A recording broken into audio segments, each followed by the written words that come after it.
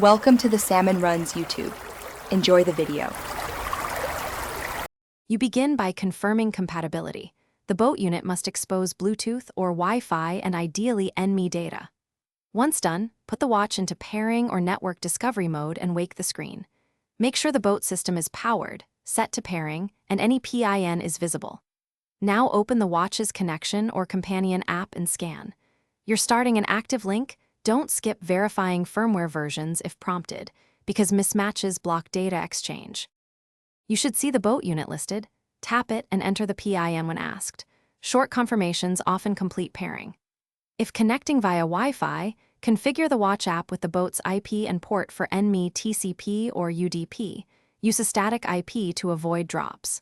Once connected, tell the watch which data stream to expect, NME 0183 versus NME 2000, and match baud rates or protocol settings. These middle steps align both ends, so finish by verifying live values. Speed, heading, depth, or push alerts should update on the watch.